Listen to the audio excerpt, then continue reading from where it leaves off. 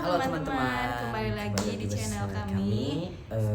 Hari ini Sebelumnya perkenalkan, kami dari Fakultas Psikologi Universitas Buana Perjuangan Karawang.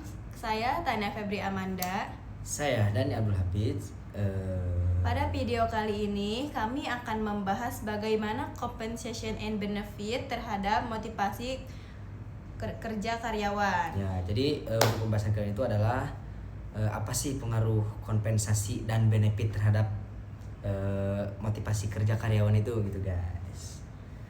Baik, setiap karyawan tentu memiliki alasan untuk bekerja ya, mulai dari memenuhi kebutuhan hidup, mengembangkan karir, hingga mencapai kepuasan pribadi. Nah, namun apakah gaji dan berbagai fasilitas yang diberikan perusahaan terhadap karyawan dapat meningkatkan motivasi kerja mereka? Mari kita bahas bersama. Oke, teman-teman, bayangkan terdapat 2 orang karyawan yang memiliki beban kerja yang hampir sama. Karyawan pertama itu menerima gaji yang sesuai, memperoleh tunjangan kesehatan, bonus kerja, dan kesempatan mengikuti pelatihan.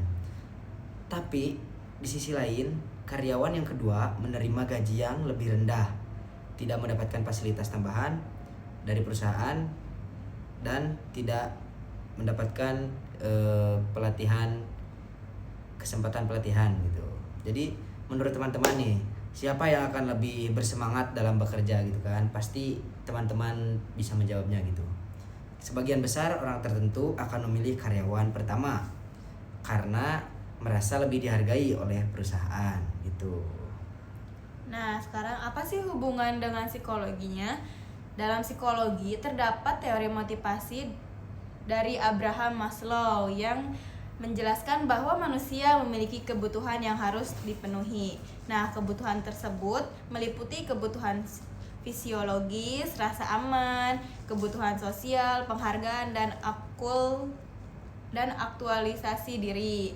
Nah, compensation and benefit ini seperti gaji, membantu memenuhi kebutuhan dasar dan rasa aman. Sedangkan benefit seperti asuransi kesehatan, tunjangan, atau pelatihan bantuan karyawan merasa dihargai dan memiliki kesempatan berkembang.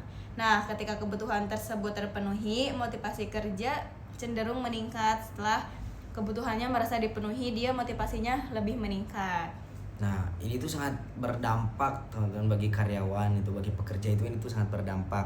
Nah, kompensasi dan benefit itu yang baik ya, yang dapat memberikan beberapa dampak positif itu. Jadi ada beberapa kompensasi dan benefit yang memberikan dampak positif, diantaranya itu meningkatkan semangat kerja, menumbuhkan loyalitas terhadap perusahaan, mengurangi keinginan untuk resign, dan meningkatkan kepuasan kerja. Sebaliknya, apabila karyawan merasa kompensasi yang diterimanya tidak adil gitu, tidak sama, maka mereka dapat mengalami stres kerja, menurunnya motivasi, bahkan mereka akan burn out gitu, teman.